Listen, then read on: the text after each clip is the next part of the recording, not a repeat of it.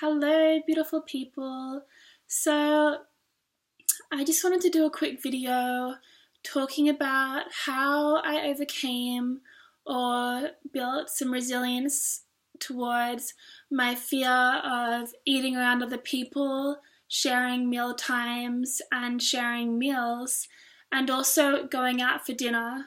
All three really big fears of mine and had been for almost the last 5 years, and there was constant chatter, there was constant either cancelling of my plans, manipulating of my plans and timing so that I could have that meal by myself. So always planning my catch-ups, always planning my day surrounding what would allow me to have meal times to myself, pretty much alone. And anything that sort of challenged or seemed like it would threaten that, I usually would either cancel or I just wouldn't eat. And that involved many times, which might sound strange, but many times going out for dinner with my friends or my boyfriend at the time and not eating. Like there was many times that I would go out to a restaurant with my ex-boyfriend and he would eat and I just wouldn't eat. I would order a tea or something like that. This is also not just strangers, it was also my family. So say if I was at home where I am now and I knew that my family was working, or my mum and her partner are working through the day, I would sort of try and suss out the time that they would be home and try and time my meal so I would have eaten before they came home so I wouldn't have to worry or feel uncomfortable eating in front of them. And if that didn't work out, then I would try and manipulate it to work in my favor. So that might be preparing my meal just before they're preparing their meal. So by the time I sit down and I've started eating, 5 to 10 minutes before they sit down, I would have eaten a significant portion of my meal, resulting in what looked like a smaller portion. And for me, that resulted in less self-focused attention and more comfortability. And, this also, it wasn't also just the fear of being judged and the fear of judging myself, of eating around other people. It was also sort of logistical as well because I had cut out so many foods from my diet that the intensity of, the fear and the anxiety that would arise from, say, going out for dinner, not knowing if there's anything I could eat, and also really questioning like the quality of the ingredients, what oil are they using, what is actually, is it just a date or is it a date with some vegetable oil? And, because I feel like at the time I really liked to have control. It was that need for control, and if I was going out, it was that releasing of control, that surrendering, not knowing what could happen, the uncertainty. And in hindsight, when we can get perspective, one meal, one ingredient, like the detriment that it would cause is not significant. And I now know that choosing to share meal times, choosing to include people and include loved ones in those times has far more advantages and disadvantages, because I noticed, as some of you might have noticed in your own journeys, the more you sort of isolate yourself in that experience, the more you isolate yourself in meal times and eating, the more you say no. We all can say no sometimes, and if you're the person that says no to being part of a social sort of scene every single time, over time, you're going to stop being invited places. Your friends will stop asking you because they just expect you to say no. And also, if you did come along, you probably wouldn't eat, and you're probably not that fun to be around in that context. I know that was me for sure. And I see now, again, in hindsight, people like when I was with my ex-boyfriend, how, he would be quite upset that we would go out for dinner and I wouldn't eat anything, but I just didn't understand. I'd be like, yeah, but I'm not hungry, or like, but I don't want to eat it. Isn't it my choice? Yes, it's your choice, but what is driving those choices?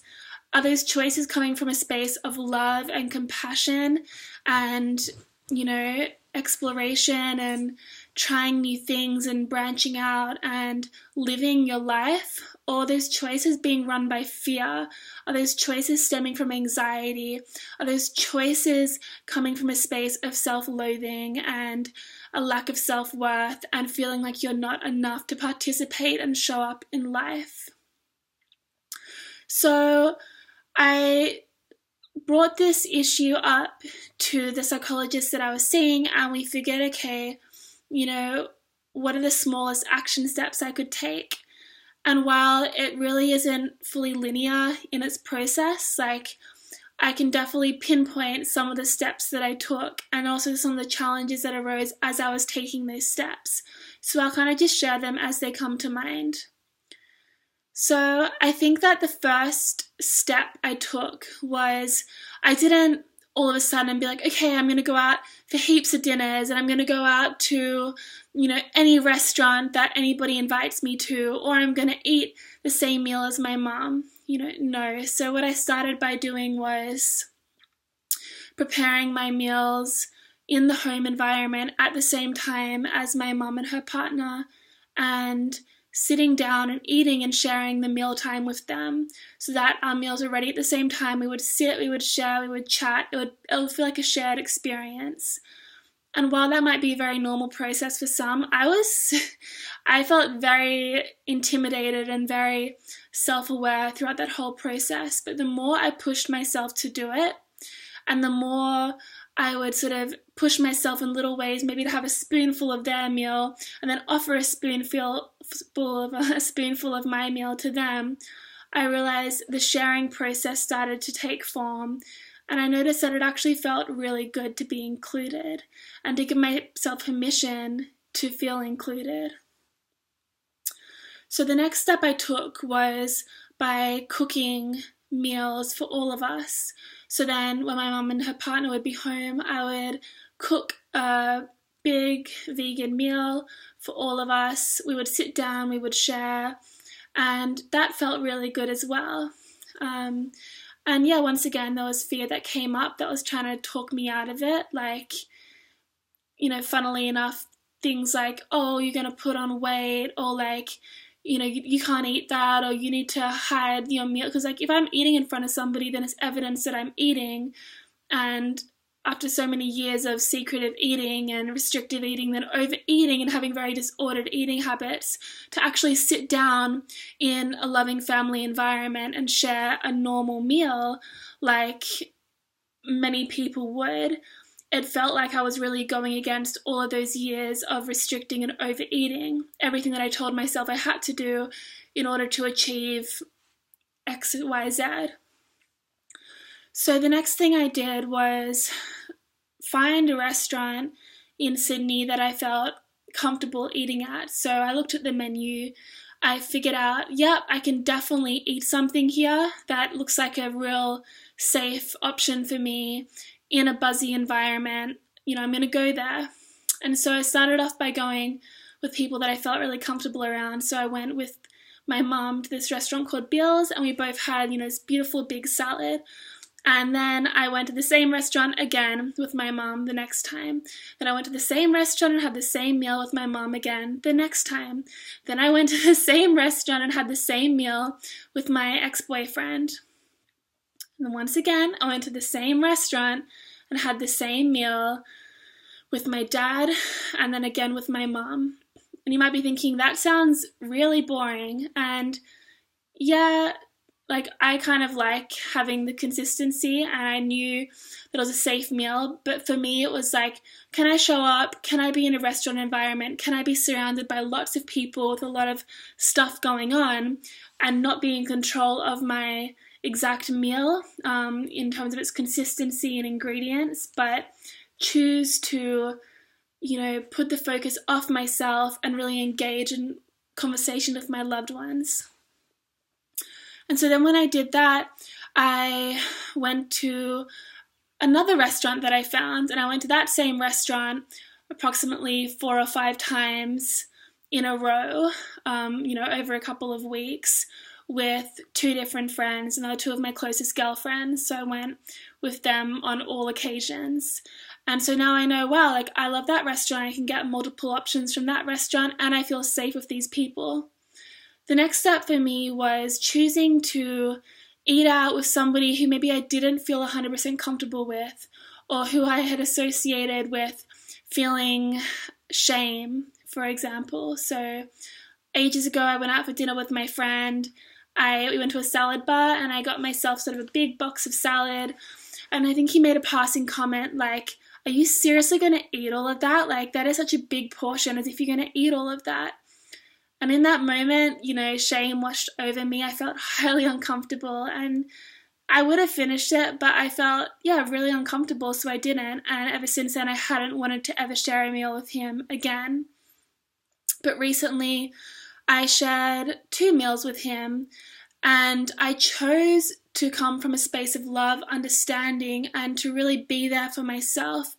Know that I'm nourishing my body, and I'm there for the connection, not for the obsessive focus on the food itself, as part of a social sharing experience. And then also, I've been seeing this man romantically, and a lot of fear of mine was being, once again, in an intimate relationship and having to share food, because I had it in my head that if I was to eat around people or eat too much or eat too little, or if I was to get bloated, like that I couldn't be in a relationship, that the fact that I would be bloated would prevent me from ever being in a relationship, it might sound ridiculous, but that's what I told myself for so long. But I've been really taking the steps to cook meals for the both of us, to eat out with him, and to really accept myself in all forms. Maybe I do get bloated, maybe I feel a bit off after a certain meal, but in the bigger picture, it's like I know I'm taking these small little action steps over a long period of time for my personal growth and from a space of love, because it can take a long time, and being patient with yourself is one of the best things you can do. Let me just plug my laptop in, and I've got a few more tips to share with you other than the small action steps you can start taking.